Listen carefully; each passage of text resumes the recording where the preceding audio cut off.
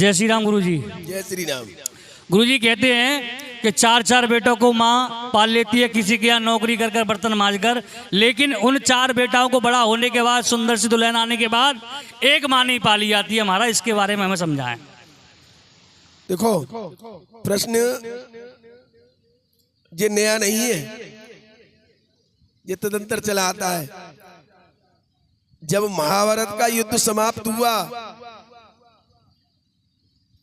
भगवान बोले युधिष्ठिर से, महाराज काम संपन्न है वो, अब ऐसा करो जब राज को परीक्षित को सौंप दो और चलो बन के ले। बोले मतलब? बोले कलयुग आएगा। और एक महाराज जी का कह रहे हो तुम, इतने से समय के लिए तुमने हमसे तो बड़ा युद्ध करवा दिया। बोले तो व्यवस्था है, लेख है, मिट कैसे सकता है। लिखा है ना कबीर जी ने, और कोई लाख करे चतुराई और कर्म का लेख मिटे ना भाई, कर्म का लेख मिटे ना। और कोई बाप बचे ना भाई, ओ कोई बाप बचे ना भाई, और जब दिखे तुमको आंखन से पाई पाई, और दिखे नहीं जब अखियन से पाई पाई। ये कलयुग का प्रभाव है, ये सत्य है, ये कलयुग में ऐसा होना है। तो तुम्हारा हमें कैसे मालूम पड़ेगी कलयुग कैसे आवे वो? बोले अच्छा कल बताएंगे। पांचों पांडव सुबह ही भगवान के पास आगे, बोले बताओ महाराज, बोले ऐसा करो चारों दिशाओं में जाओ, पूरब में भेजो युधिष्ठिर को, और पश्चिम में भेजो भीम को, उत्तर में भेजो अर्जुन को, और दक्षिण में भेजो नकुल और सहदेव को। बोले जैसे ही कोई तुम्हें कोई चौंकाने वाली चीज दिखाई दे, चकित करने वाली, लौटा ना। बोले ठीक है महाराज, प्रणाम करिए, चल दिए। तो जब युधिष्ठिर पहुंचे तो उन्होंने क्या देखा कि पर्वत पे बहुत बड़ी बड़ी शिलाएं वो नीचे के लिए गिर रही थी, और छोटे छोटे जो कंकड़ पत्थर वो ऊपर के लिए चढ़ रहे बिना किसी सहारे के। बड़े चकित सोचनीय बात है भाई। वो तुरंत लौटे आई। भीम ने क्या देखा, एक सुई के छेद में से हाथी पार है वो, लेकिन बाकी पूंछ हिलगी रहेगी। पूरा हाथी ने करो नेक से छेद में पूंछ रह गई। लौटे आए। अर्जुन ने देखा एक नदी, कुंड, तालाब, नदी नहीं तालाब या कुंड था, उसमें एक छोटी सी नाली बनी हुई थी, उसमें से पानी रिस रहा था, और देखते ही देखते कुंड खाली हो गए। उन्हें नेक्सी सी नाली से कुंड खाली है वो। नकुल सहदेव ने देखा कि 7 घड़े खाली रखे हुए थे, एक घड़े में जल था। एक घड़े ने उठ करके उन 7 घड़ों को भर दिया, और भरने पर वो थोड़ा सा खाली, जब वो आधा खाली हो गया तो 7 ने मिलकर के उस घड़े को भरने की कोशिश की, लेकिन वो घड़े को नहीं भर पाई। वो भी बड़े चके देखे, बोलता एक घड़ा ने 7 भर दे, और 7 में मिलके एक ना भरो यारो। लौटे आई। भगवान बोले कहा देखो, तो दुष्टर बोले महाराज जैसे देखो। बोले कलयुग का प्रभाव होगा, शासन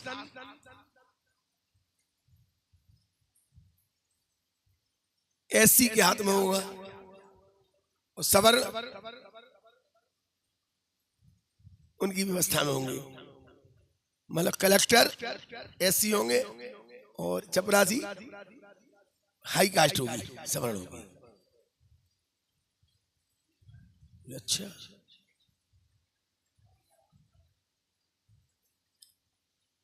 भीम बोले महाराज मैंने देखो जाको तो बताओ। बोले हाँ, बड़ी बड़ी बात करेंगे और बड़े बड़े काम हो जाएंगे, शादी ब्याह में करोड़ों रुपया खर्चे जाएंगे, और जब वो काम मारो आवेगा ना गुरु बाबूजी मेरी तनख्वाह क्या पैसा दे दूं, बाबूजी 5 दिन आएगी, वो काम करते करते 2000 रुपए दे दो, नहीं रहूं 5 दिन आते, 2000 रुपए ज्यादा है, 1500 ले ले।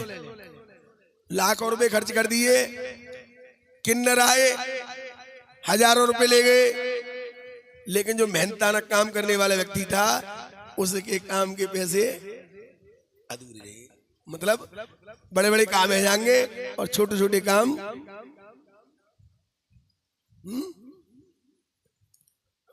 अर्जुन बोले महाराज मैंने देखो बाको का मतलब है सोले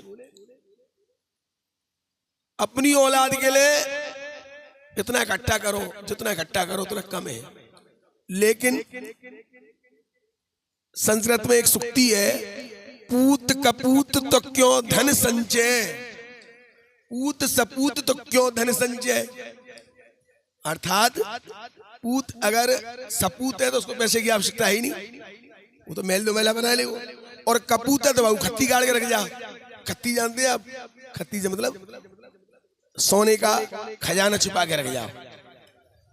लोग इतना उतना जोड़ेंगे 7-7 पीढ़ी बैठ के खाएं, लेकिन कपूत ने कर आयो तो वो क्या करेगा, जुआ में शराब में सट्टे में सब की व्यवस्था। तो जाको मतलब एक निकासी को एक रास्ता है तो खाली है, चौमा में आवे को रास्ता ही ना हो कोई, उसमें आने का रास्ता नहीं था, उसमें जाने का रास्ता था। बोले महाराज और नहीं तो बताओ, चलो हम तुमसे पूछ रहे हैं, बताओ तुम हाथरस के हो, हाथरस में इतने बड़े बड़े सेठ भई, क्या उस सेठ की तीसरी पीढ़ी के आगे सेठ शब्द लगा हुआ है, जैसे सेठ मटरूमल धन्नामल, उनकी तीसरी पीढ़ी के नाम के आगे सेठ शब्द है। सेठ फूलचंद बागला, उनकी तीसरी पीढ़ी के आगे सेठ शब्द है। ये तो खैर मैं किसी का नाम नहीं ले रहा हूं, मैं तो एक तुम्हें उदाहरण पे बता रहा हूं, किसी की भावना को ठेस ना पहुंचे ऐसा कोई शब्द मेरा कहने का मतलब नहीं था। ये व्यवस्था है माया की, जो केवल अपने बच्चों के लिए करते हैं, समाज के लिए नहीं करते, या दीन व्यक्तियों के लिए, दीन जीवों के लिए नहीं करते, उनके पैसे को उनकी औलाद बिगाड़ती है। इसीलिए कहते हैं कि पैसे को ज्यादा इकट्ठा मत करो। पूत सपूत तो क्यों धन संचय, अरे भाई जरूरत ही ना पैसा की। बोले ठीक है महाराज। अब नकुल सहदेव बोले महाराज हमने देखो जागू बताओ, सोले एक माँ बाप अपनी 7-7 औलाद को पाल पोस के बड़ो engineer, doctor, commissioner, DM, SP बना देंगे, लेकिन उन 7 पे अपने माँ बाप ना पलेंगे, उनकी पूर्ति ना होगी उन पे।